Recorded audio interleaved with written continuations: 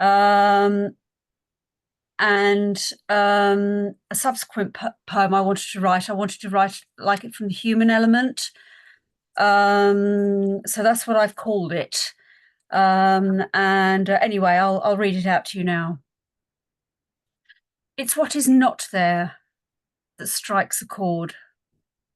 A pair of shoes lying in the sludge where a body once lay. Personal effects, a hairbrush, mirror, notes written, given to survivors as the ship was sinking. A suitcase open to the elements, now lying on the sea floor. All things that had belonged to someone on board, with hopes and dreams for a future that did not happen. Like a silent underwater museum, artifacts lay strewn for all to see, no longer used or needed. But they act as a reminder of what was, what could have been, had the factor of human arrogance not overridden safety. Okay, thank you. My second poem is a more recent one. It's one I wrote in the last couple of days, and it's based on household appliances. I hate to say this, Sue, you will identify with this, I think. And I called it washing machine. Washing machine, a good leveler, as it turns out. Drowns out unnecessary conversation. Gives me space when I need it. A perfectly routine sound. Comforting almost, like it's always there. Making the same noises as it has for years. No change, no variation in its pattern. So, when I don't want to talk or converse, just listening to some household gadget doing its thing can give focus. Reminds me there is normality somewhere out there. And my last one is one I wrote on a poetry workshop quite recently. And it's a nature one, so George would have liked this, but he's not here. But anyway, I called it Summer's End. Well-established flowers, neatly ordered, square beds, yellows, purples, reds, whites, some tall, others near the ground. Wall garden with climbers and trees of green, hides brickwork to places unknown. Okay, that's me done. Thank you. Thank you very much for doing that. Thank you. Thank you. Mohammed, do you want to go next? Yes, thank you. Right. Little snatch of song. This is my right, a right given by God to live a free life, to live in freedom. Talking about freedom. I'm talking about freedom. I will fight for the right to live in freedom. 9/11 was the other day, and I just realized that it just went past me. It's been so many years. I usually clock it every year, but this year I missed. Okay. So a rather sobering poem first about bulls. There was a flood, and they showed a video of many bulls swimming in the Bangladesh flood. It just suddenly happened, and usually they show pictures of people suffering, but they showed this little slice of a video where all the bulls with their big horns, they're going through the water and in a trail basically, and trying to stay afloat, and it just really made me sad. So this is endangered bulls. They try to stay afloat with a keen intention, but the water unthinkingly will not allow their thoughts and gazes to carry on. A brute that submerges more than is necessary, a fearsome brute. The bulls try to be resourceful, maybe knowing they will fail and fall from grace called life. They think on, but are throttled. That flood gets in through nose and mouth and chokes, stopping breath and corking the lungs. Pipes, heart. Soon they will be carcasses, having lost the race and races, possible races, grazing ground, drinking trough. They swim for now, missing oat and flavors, essences of existence with breathing, seen vapor in the winter months. Posh Mag, killing water, thoughtless, parades on. A brute has its way. I wipe away urges to cry. So Posh Mag are the 2 months that were passing. So Posh Mag, winter months in Bangladesh.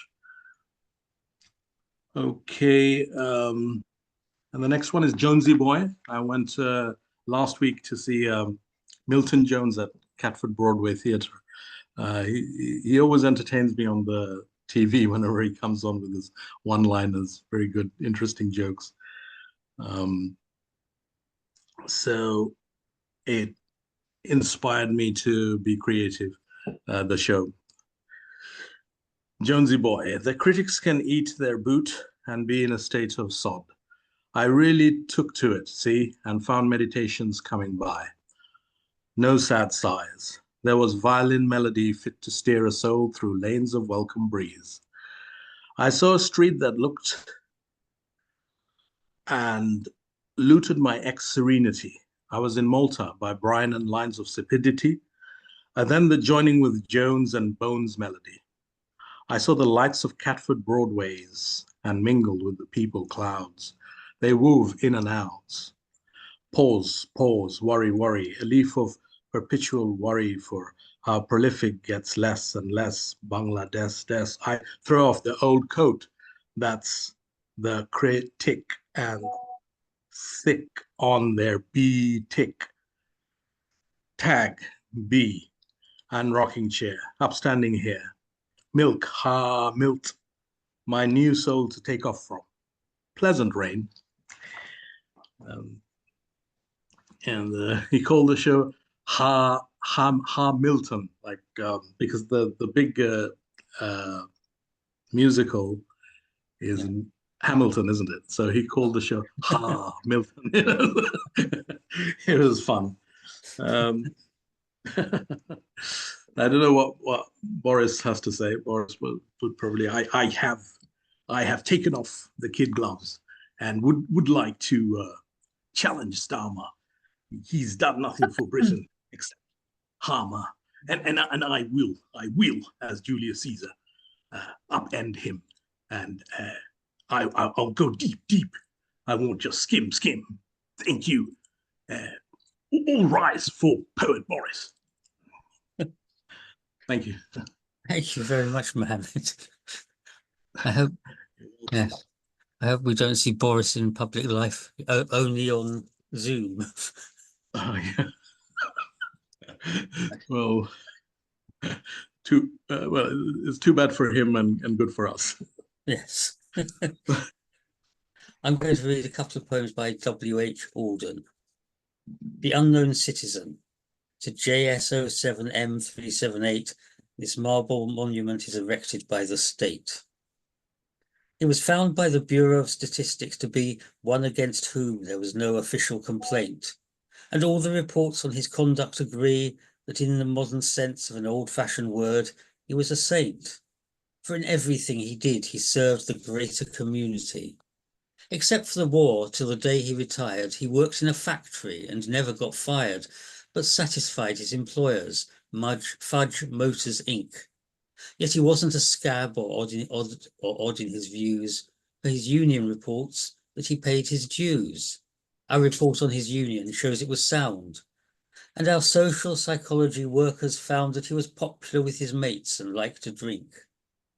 The press are convinced that he bought a paper every day and that his reactions to advertisements were normal in every way. Policies taken out in his name prove that he was fully insured, and his health card shows he was once in hospital but left it cured. Both producers, research and high-grade living declare he was fully sensible to the advantages of the instalment plan and had everything necessary to the modern man: a phonograph, a radio, a car and a Frigidaire. Our researchers into public opinions are content that he held the proper opinions for the time of year. When there was peace, he was for peace. When there was war, he went. He was married and added 5 children to the population, which our eugenist says was the right number for a parent of his generation. And our teachers report that he never interfered with their education. Was he free? Was he happy? The question is absurd. Had anything been wrong, we should certainly have heard. And Musée des Beaux-Arts. About suffering, they were never wrong, the old masters. How well they understood its human position, how it takes place while someone else is eating or opening a window or just walking dully along. How, when the ages are reverently, passionately waiting for the miraculous birth, there always must be children who did not especially want it to happen, skating on a pond at the edge of the wood. They never forgot that even the dreadful martyrdom must run its course anyhow in a corner, some untidy spot where the dogs go on with their doggy life and the torturous horse scratches its innocent behind on a tree. In Bruegel's Icarus, for instance, how everything turns away quite leisurely from the disaster. The ploughman may have heard the splash, the forsaken cry, but for him it was not an important failure. The sun shone as it had to on the white legs disappearing into the green water, and the expensive, delicate ship that must have seen something amazing, a boy falling out of the sky, had somewhere to get to and sailed calmly on. Thank you. Right, Sue, do you want to go next? Yeah, thank you. Yeah, I've got 3 poems. I think I may have read one of these before, but I've probably changed it since then. Okay, this is a new one, Stolen. Throughout this city, I have stolen snapshots of your face, your hands, the way you sit and walk and move. Film burnt them on my mind. Blurred backdrops where I've talked so wildly, flustered as a bird, imagining the poetry I'd write that only you would understand. These London streets are now imbued with us, our perfumes overlaid, faint track of footpaths taken, creased map of midday bars. And always it's the wrong time, and never quite enough time, and rain is falling down. It always ends with trains and texts, this closeness, which is far.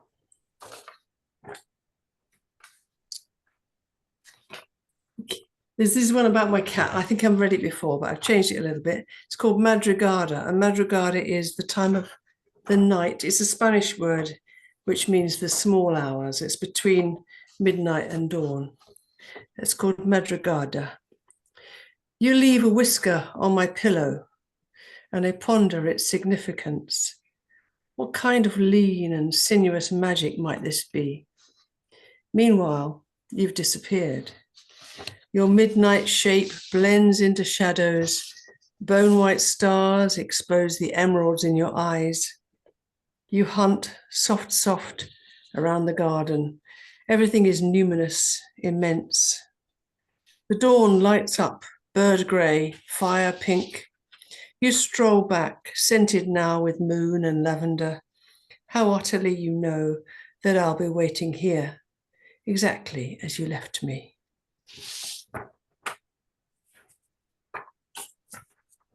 Thank you. And this one is a new one. It's called Ex Arbibus, which is Latin for out of birds. And it's to do with auguries. You know, they were when they did the auguries of, they used to do different things, and one of them was birds, out of birds. So they looked at the birds in the sky and see what was going to happen. So this is Ex Avibus.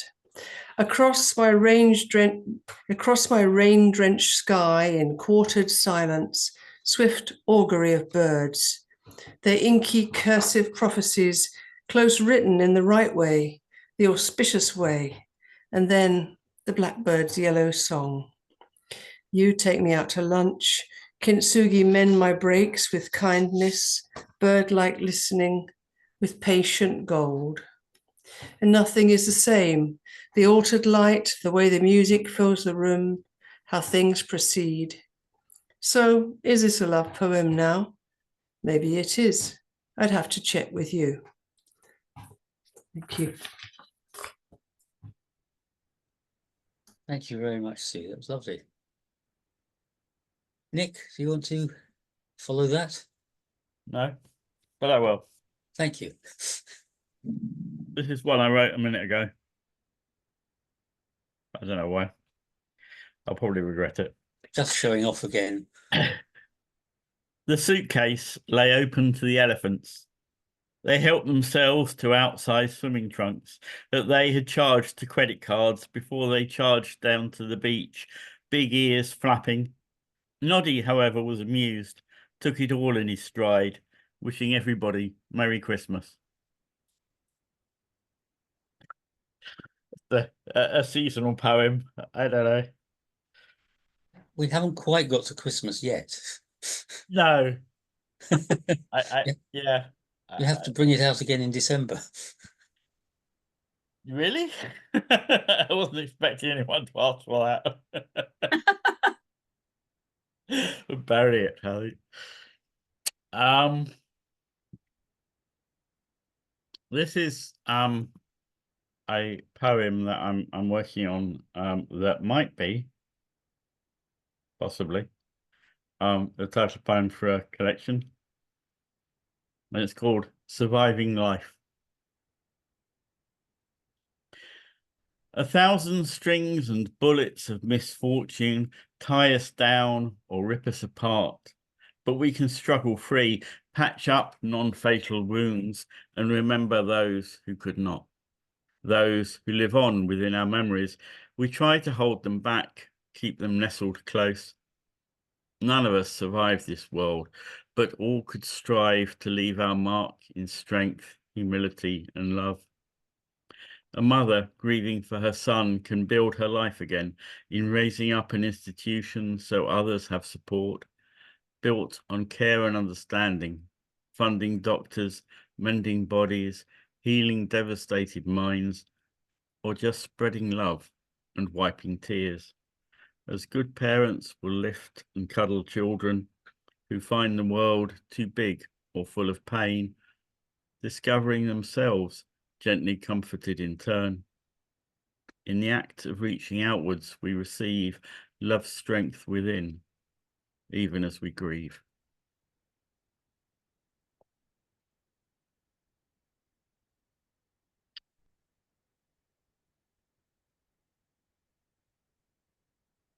And, I might do with this one. It's called Making Do.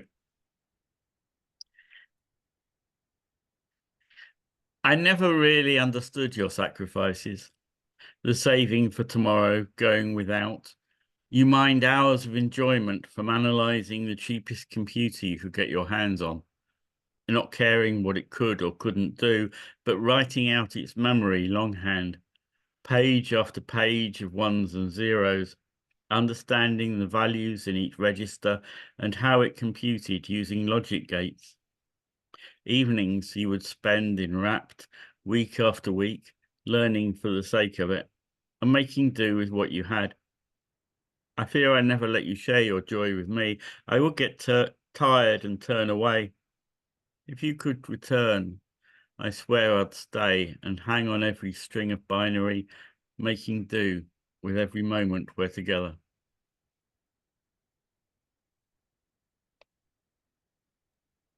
Thank you very much. That was lovely. The two sensible ones. There you go. Now, Jim, you're going to sing? Yeah, the introduction to this will be quite long, and the poem itself is quite long, and the second one, which I'll read after the interval, is also long. I went to I like writing songs, and I went to an open mic near the pub near me, and I said to the chap that I'd like to sort of sing this. Could you actually play some drums to it or something like that? And he looked at this. He says, "That's a poem." I thought, oh yeah, good spot. It was a poem converted into whatever. And he said, right, okay. Well, all the time everybody was chattering, people getting drunk and all that sort of stuff. And we got the microphone set up and it didn't work. And eventually it did get to work. And by that time, the crowd were uncontrollable. And so I was reading it out, and few people were paying attention. And it was sort of like, I thought, a bit of a catastrophe. Although I know a woman afterwards said, that was quite good because it got people actually beginning to pay attention towards the end. I thought, yeah, okay. And yeah, this is, and I actually then read it I read the same poem at the poets meeting, poets poems not bombs, in central London, and I told them this story. And I said, it's a poem converted. I've written these poems actually and made them into kind of songs and sent them to United Kingdom songwriting competition.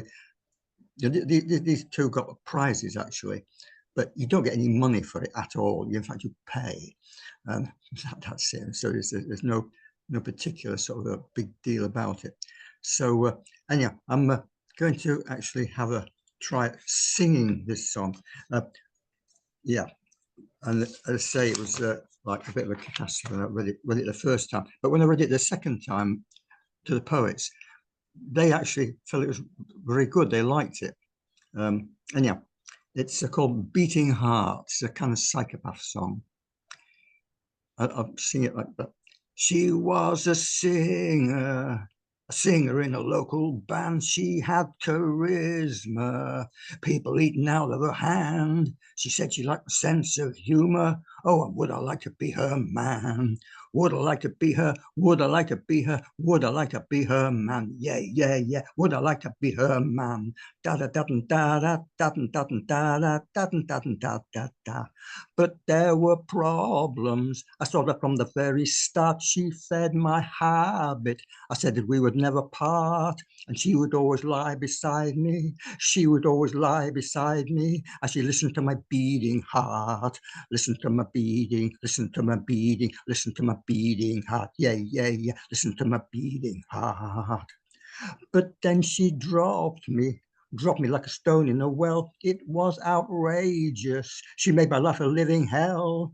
One night I lost my sense of humor, ended up inside a prison cell. Up inside a prison, up inside a prison, up inside a prison cell.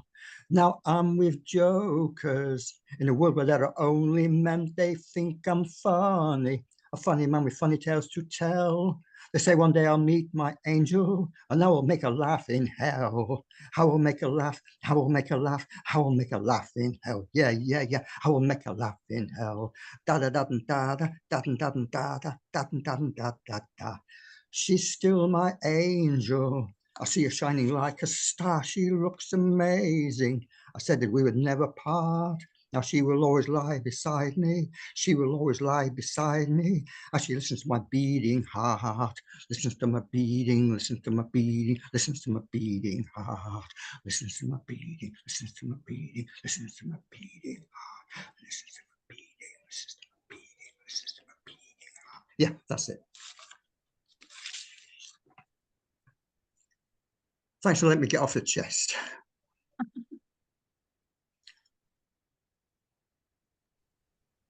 Have you got something else to read? Oh, no, I'll read it. I've got another one. It's a long one as well. I'll read it in the second half. Right, Is it going to be a second half? Yeah.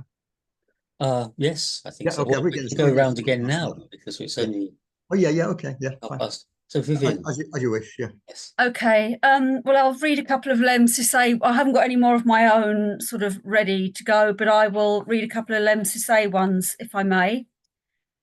Okay, this is just one I've picked out of the book. Immigration RSVP. The lemons you suck are from Spain, and the orange you drink's from South Africa.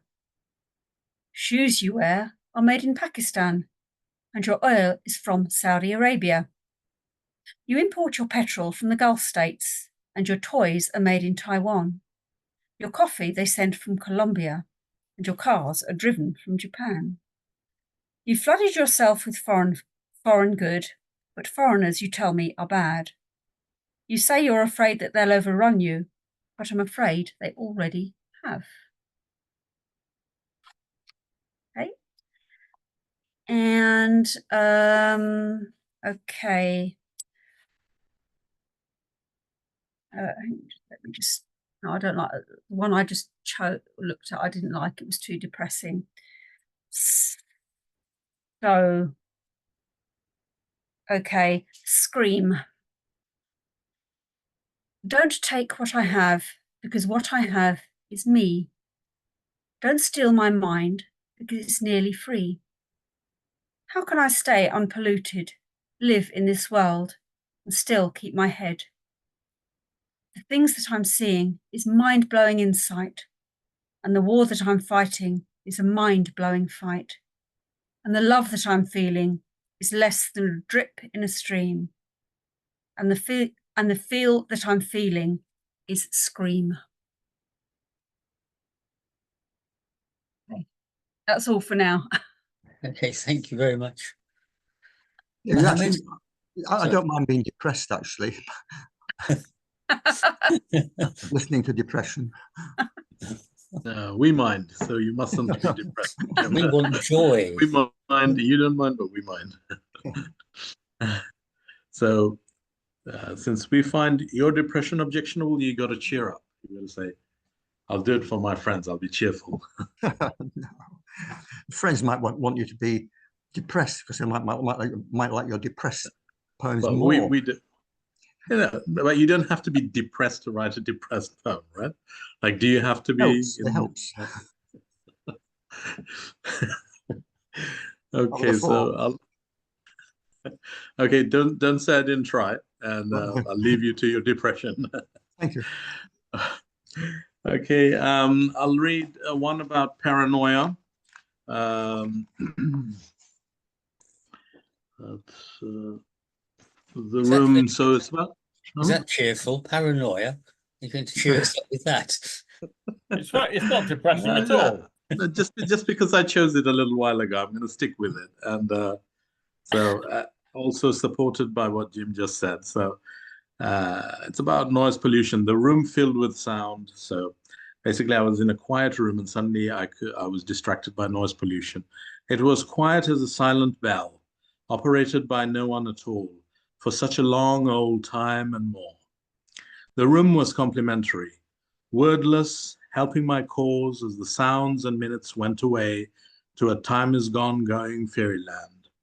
Then it began to fill up, bit by bit, as I dreaded change, something that would bite calm.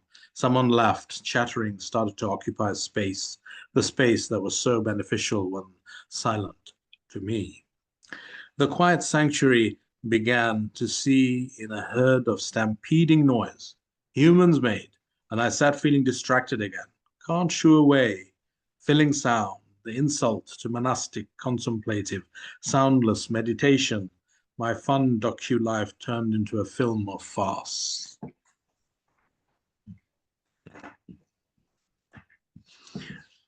Right. So this one's a little bit more cheerful.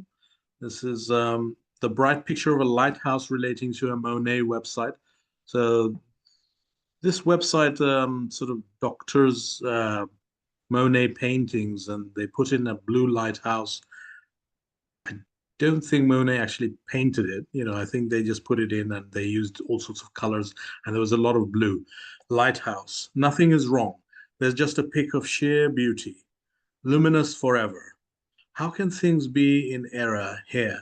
It's a picture of calm and hours spent well. I did a mind portrait of some other life parallel to my head on pillow existence. The sea does not distort the normalcy in any way. Waves are welcomed, and the tower is at the center. Nothing is at all out of place when the in-motion earth ekes out its path through all the space ahead. I see the same walls of sameness holding out the winds. I find my right thoughts in order in the past years. There is a relief in knowing things are okay all through. The vehicles go round their routes. Clouds stay gray. A window always provides the chummy views, the things that are difficult to see too. Thank you. More? Have you got another one? Or Yeah, I've got a short one I can reel off. Basically, this is based on the Olympic closing ceremony. I was watching the Olympics to that extent. Cool times. What cool times we had. TV bound and remembering. A good time for napping and visitations here and there. Define cool, but also games. They start and must end. Today is an end of itself. Tomorrow must begin in earnest. Thank you. thank You're, you. right, you're very serious these days, Mohammed. Yeah, I've got the Jim Alderson wind touching me, and so I'm being I like it inspired. both as when you're funny and when you're serious. It's quite interesting. Oh, okay. Thank you very much. Thank you. Um, And your poems are very interesting, inevitably. I mean, because you're Not a always. mature writer, mature, Well, worldly don't wise. not mature. Don't call me mature. I'll never be mature. Too late. Too late. Okay, so experienced. Let's say experienced. The years have graced you kindly. Yeah? No. Well, I think so. I think we all think so. Yeah. I'm wishing you the best. Sorry. I read W.H. Auden poem about Bruegel's The Fall of Icarus, and this is William Carlos Williams on the same poem. According to Bruegel, when Icarus fell, it was spring. A farmer was ploughing his field. The whole pageantry of the year was awake, tingling near the edge of the sea, concerned with itself, sweating in the sun that melted the wings' wax. Unsignificantly off the coast, there was a splash, quite unnoticed. This was Icarus drowning.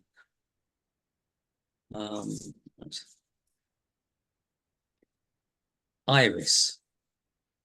A burst of iris, so that, come down for breakfast, we searched through the rooms for that sweetest odour, and at first could not find its source. Then a blue as of the sea struck, startling us from among those trumpeting petals.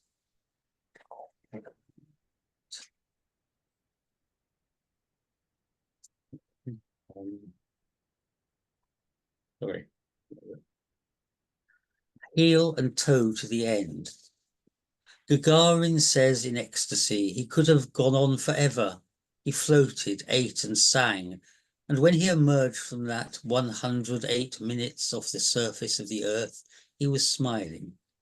Then he returned to take his place among the rest of us. From all that division and subtraction, a measure, toe and heel, heel and toe, he felt as if he had been dancing. Right, Sue? Yeah. Okay. This is called Chorus, sort of eco poem. Chorus. Dusk and the gardens are speaking. They have some pressing things to tell us, but it's been so long that we've forgotten how to hear. They're trying it with colours too. All the gold is going out now, too indistinct from where we are. We can no longer see. Also, they are playing us their music, crescendo of dry leaves. All the birds know how to listen, but we find the tune elusive and we can't work out the key. There is some pattern here we should be part of, If only we could make it out. Sometimes in the quiet of evening, there's a catch of some raw threnody, then sunset dies again. Thank you. Do a couple from my book, little ones. Don't eat the seeds. This is kind of the Persephone myth, but it's also quite personal to me as well. Don't eat the seeds, for winter always wants to drag you back. Black months when shadows take on terrifying shapes, dark streets are mazed and barren, angles blurred in that half light, the stone-faced moon quite pitiless. Don't enter that abyss, but wait upon the spring, and sun your fragile wings upon my windowsill. Grow tall again under a faultless sky. He took your joy, obscured your shine. I never liked him. Thank you. And one more, something you once said. Something you once said about the sweet release of music, how concentrating sets us free, how moonlight speaks a different language, how we feel those soft moth wings of fear, that out of shot is chaos, how memory's a cloak of gaps, how on my sun-white windowsill first butterfly of spring, how dusk can shrink a lonely room and thin the space between us, and how we settle for the calm of it, evening colours, birdsong, the quiet turning of a page. Thank you. Thank you very much. Nick. Right, I would like to offer our more miserable brethren here a poem about despair. And it's called Sonnet number 1525. Despair, the recovery of hope. It's got a little epigram. The only recording of despair as a noun comes from the writing of Andrew of Wintoun prior to 1525. It was also used as a verb in Middle English between 1150 and 1500.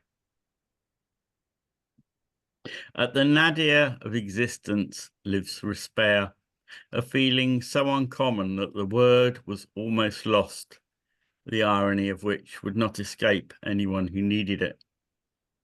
Despair is the torchlight that leads you homeward from an unfamiliar beset place, when the battery, almost discharged, just holds out to see you to your threshold. It follows that far more familiar cousin word, if you have the inner strength or outer help, if just this once fickle fortune reaches out and places this strange idea within your head, to trust in such a deeply buried notion from the medieval lexicon of life.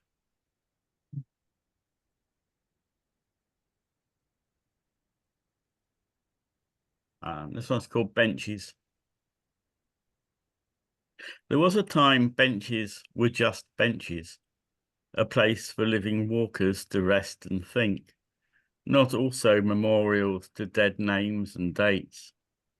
But now these simple wooden structures, machine-made to standardized designs, bring knowledge that this place mattered to someone as deeply as it does to me, that beauty is surely worth preserving well beyond our individual mortal spans, that heritage is not just built, but found in the landscape that surrounds us.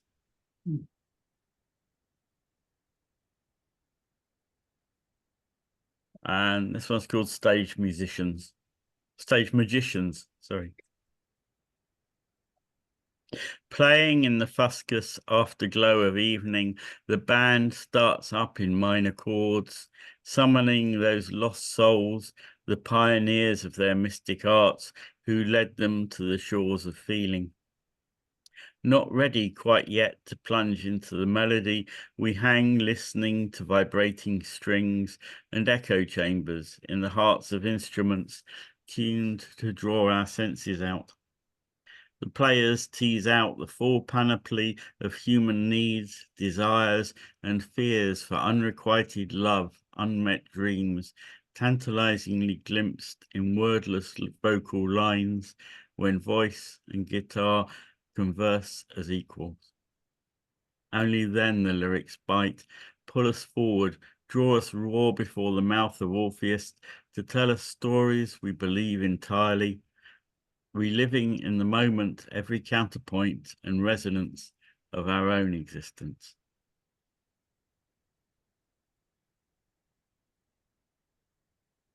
Thank you very much. So are you going to write a poem called Stage Magicians? No. Oh, shame. There was a poem called Stage Magicians. I'm not going to write another one. Oh, all right, stage musicians. Stage Musicians, no, because that's boring. Oh, right, okay. I mean, it's obviously about stage musicians, Yes. but I didn't want to like call it what it was. I wanted to call it something like what it was. Right. Thank you. They are Tim. both, obviously, if they're good enough. Jim, are you going to sing to us? Yeah, well, I'm going to intone actually this one because this one requires a kind of ability to sing, which I don't obviously have. If you intone something, so I'm going to clear my throat. If you intone something, it gives you some idea of what it is. It's about my ex-landlady. I was very fond of her, actually. We're not lovers at all, but I was fond of her in this kind of sisterly way. And yeah, she's a very interesting person, actually, very charismatic. At the same time, it could be difficult. Anyway, it's called Canterbury. When I first came to Canterbury, my dreams ran wild and free. Stained glass figures leapt from windows and tried to speak to me. Jerusalem was in my heart, the rapture of the cross. The pain outside my mother's arms, the paradise I'd lost, the paradise I'd lost. Oh, Canterbury, sweet Canterbury, your town still sings to me. The ghosts of pilgrims line your streets to the sound of tambourines, the sound of tambourines. When I next climbed these ancient steps, I was with my friend Christine. The cancer deep within her womb had swallowed all her dreams. Your cathedral was Leviathan, or a ship beneath the sea, and she was trapped like Jonah, with no hope of being free, no hope of being free.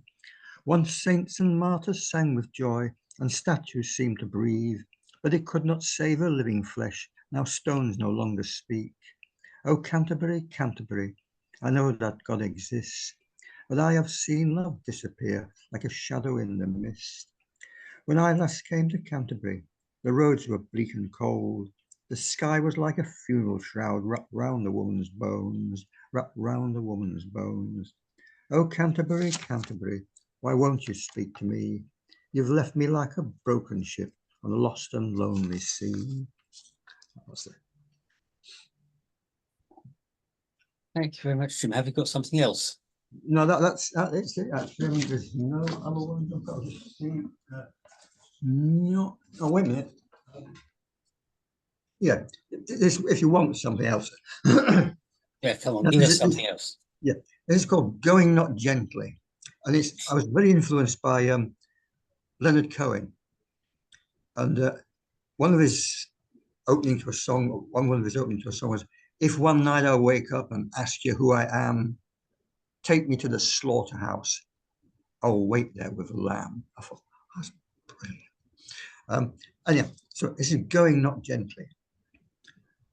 Wrestling with senescence is worse than you think. The mind and the body are well out of sync. The mind is the master, the body disagrees. Everything's in limbo, so you do as you please. You can't stop swearing, there's foam on your lips. The body is a traitor with a Judas kiss. There's no happy ending when the nightmares come and morning arrives like a loaded gun. You get out of bed, have a dizzy spell. Your mirror is a demon shouting, "Go to hell." You go for a walk, read the tabloid press, see beautiful women in states of undress. When you try to run, your hernia pops out, so you grope for your groin like a third-class clown. The nurse with the flu jab, her face grim and cold, keeps calling you sweetheart. Are you really that old? Then a bony finger taps you on the shoulder, says, he's coming, mother, he'll not get much older. You act like a crazy man, your body's on the rack, all your boats are burning and there's no going back.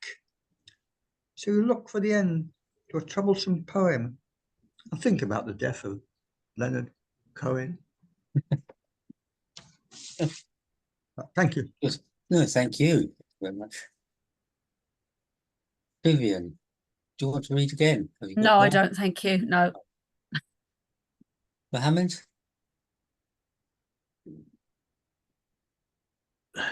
Yeah, all right. Okay. Let's see. I got smaller ones. This one.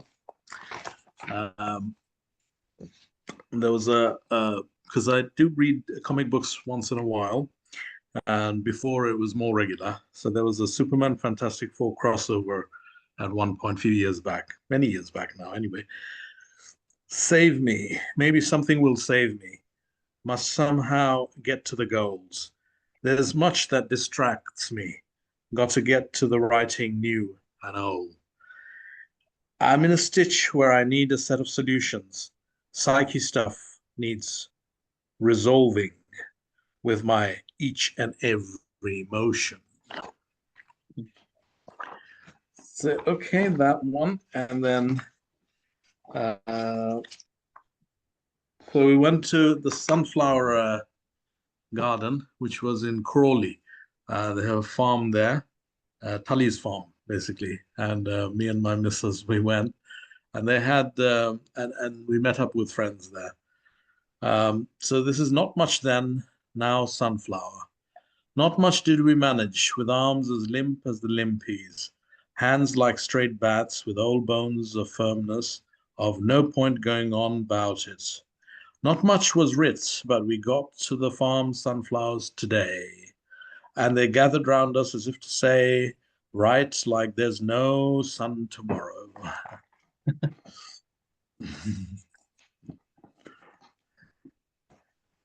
And something about Boris. I haven't got any day fix on Boris. It just doesn't go. And we got rid of him from political platforms, and maybe we can run him out of the country. I don't know. Every now and again, there's a scare story about him coming back, wanting to come back, this, that. He's criticizing policy, and I'm like, if only we kept him further down, it would be so funny, because, you know, it would be fun to make fun of him. Given the fact that he's earning so much, even out of office and the limelight, so to speak, like the political, he's out of the political limelight. As soon as he was out, he went on the lecture circuits and he made £1 million. Okay. We decided we were dumb. The worst thing we ever did was give hope to Boris, that puffy snowball so-and-so that ruined everything in sight. We could have hidden him under many Tory bottoms, given him the thumbs down before chasing him away. He would have to leave Uxbridge, Henley feeling unmanly, and join the losers' companies. There they would tar and feather him. We might have produced change for ourselves to overcome oddities. But pity we chose the chaotic Boris, and now that's biting us on our noses. There's just one thing I'll admire a lot about Boris. The way he stood up to Putin and helped Ukraine. I forgive him all this other. No. Yeah, that was his duty. Yeah. That was the duty of the nation. Yeah. Absolutely. Everything else is rubbish, but there he was magnificent. And yeah. No, that was the right stance, because we had to stand up to Putin, and we're still doing it.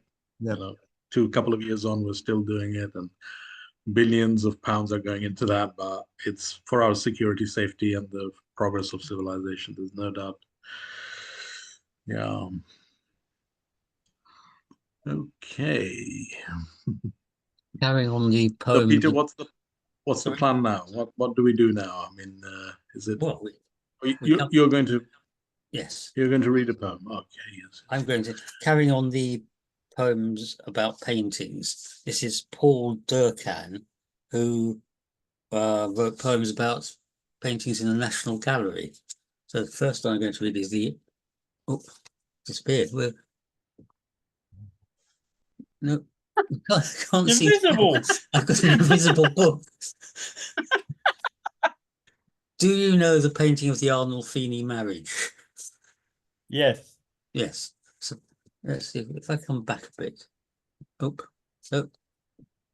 Yeah, it's got that mirror in the back Yes. that's magical, and Yes. makes the entire painting disappear whenever you get too close to it. Yes, right, the Arnolfini marriage. We are the Arnolfinis. Do not think that you may invade our privacy, because you may not. We are standing to our portrait, the most erotic portrait ever made, because we have faith in the artist to do justice to the plurality, fertility, domesticity, barefootedness of a man and a woman saying we. To do justice to our bed as being our most necessary furniture. To do justice to our life as a reflection. Our brains spill out upon the floor, and the terrier at our feet sniffs the minutiae of our magnitude. The most relaxing word in our vocabulary is we. Imagine being able to say we. Most people are in no position to say we.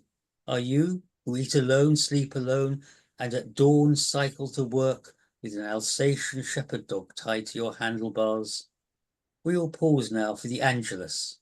Now you have it, the two halves of the coconut. And Mr. and Mrs. Andrews by Thomas Gainsborough.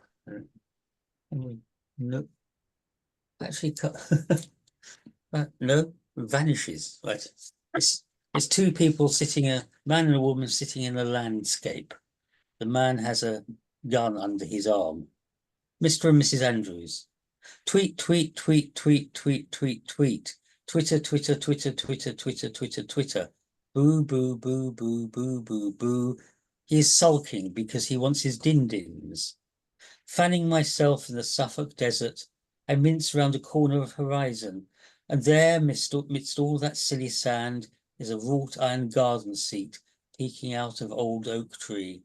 Stooks, sheepies, poppy, and choreographed on seat, oneself. A sort of dream out of which stuff is made, oneself, in most modish, a la modish blue frock, pink high heel slippers, floppy hat, and lounging up against rail of seat like a skimpy stag against its scratching post, one's very own chap, a spaniel in his parts, sniffing, taking time off from his economics lectures or his ballet classes or whatever. Bob C. Andrews and me, we two drips together dripping. I murder him with his own gun. The nice thing is that the neighbours think it an accident. I think my feeling was that I did not really want to have to share the landscape. It is a rather fetching landscape, in spite of all the suffocation, and I think I will rather enjoy it on my own for the next 50 years, and not spoil it with children and inheritance and all that sort of thing. Fetch.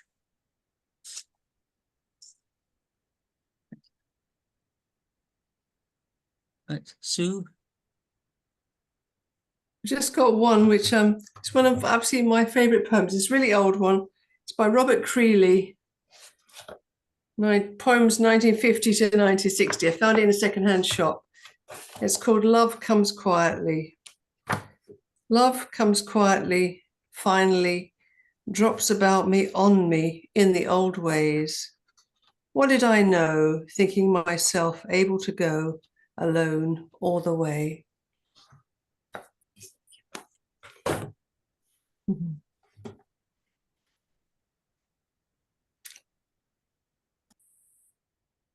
You don't have another one from that book? No, you are muted. Sorry, everything's gone wrong here. Right. Oh yeah. No, I didn't think to bring any more today. I think I'm going to have to go in a minute because I've just been on holiday and I've just driven back today in a terrible hailstorm and Oh, yeah. thunder and goodness knows what else. But it's better now, but I'm just a bit tired. But did you have a good holiday? It was great, yeah. It's very nice. Thank you. Yeah, I'm going to have to make a move in a minute as well. All right. Yeah. So I'll go when Sue goes. Okay. Uh, Come on, Nick and his surrealist background. Mhm. right. Dali, The Hand Remorse, 1930. From a blue sky, a tortured mind from lands beyond what we understand or reason why stretches the hand, their trail behind broken promises, clenched silences, shame unspoken, deeply buried, almost forgotten, tightly guarded. Wounds break open, blood seeps through. From far below, figures emerge. From memory's verge, tiny, half-known on a darkling plain. In lengthening shadow, you are not alone. Perched on high above shifting sand on the slippery coil of a double bass scroll. You hear a sound echoing hollow. A long-lost theme begins to play. A ground sea swell darkens the day. A tolling bell, a shuddering dream from a guilt-soaked life. The hand will reach parent and child, pluck from the beach husband and wife. The sea will encroach, waves foam wild, storm clouds break, lash the ground, flood the sand, till all are drowned. And from afar, sweep winds of war, you cannot wake. That's the whole painting. Okay.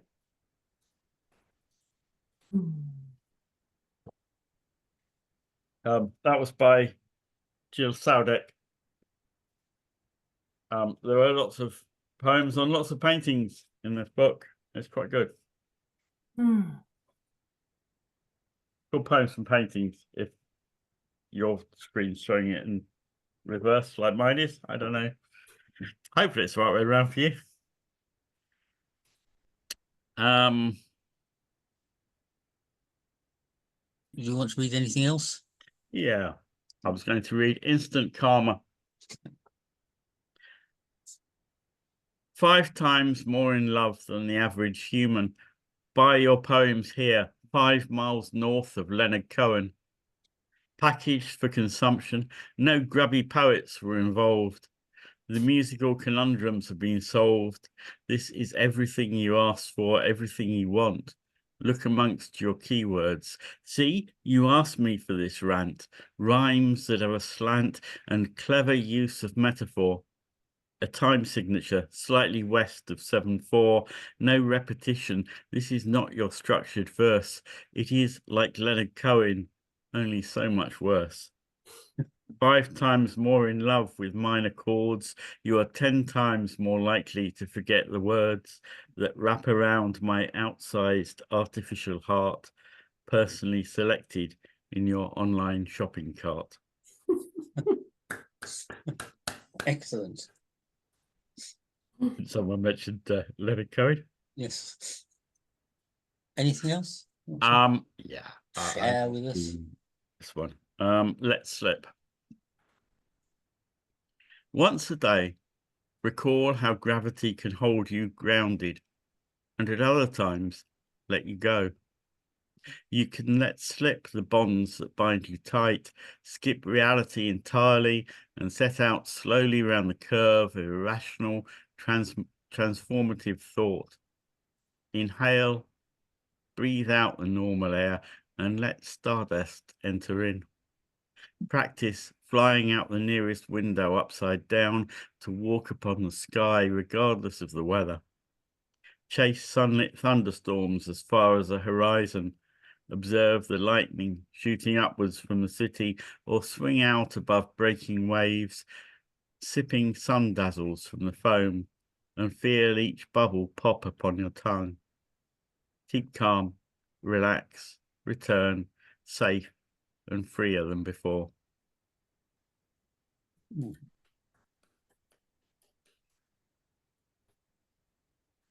Thank you. If you, yeah, if you want, I'll read just one more poem. Yeah. Otherwise, you know, I'm prepared to stop. Yeah, you want me to? Yeah. Okay. Yes, please. Yeah. Please. Well, sorry. Can't find the one I want. Yeah. Yeah, this one will have to do, actually. I should have not prepared. It's called Puppeteers. He was a puppet master of his many selves, the father Geppetto to a collection of errant Pinocchios, who frequently set off on foolish misadventures, leaving him to hold their broken strings. They forced him to follow them into hazardous and embarrassing situations. They said things he would never have dreamed of saying. They did things better left undone. Their curiosity knew no limits. Like starlings, they squabbled when he was alone. They interrupted him when he talked to girlfriends. He had no idea what they would do next. And all they seemed to think of was sex and sex and sex. But now he's met this woman with problems not unlike his own. Her many fractured selves are way beyond control. They cheat and steal and lie with his in never-ending strife. Pinocchiettes is a constant hullabaloo. The pain's so great they think it's love. But with so many people in such a tiny room, they can't keep track of who said what and who did what to whom. Yeah, that's about it. That's me finished. Brilliant. I'm going to go, guys. I will see you all next time. Yep. Okay. Take care. Bye. Bye, everyone. Bye. Shall we wind it up for this evening, or do you want to carry on?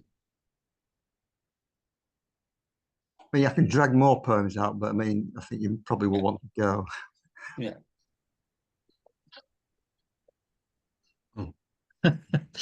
I haven't had dinner, so I'll go along with wrapping it up, I suppose. Yes.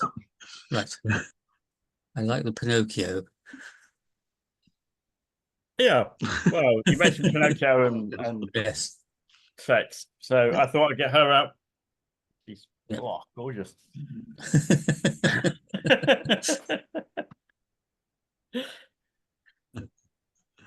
Well, so shall we call it a night? Yeah. Yes. Thanks.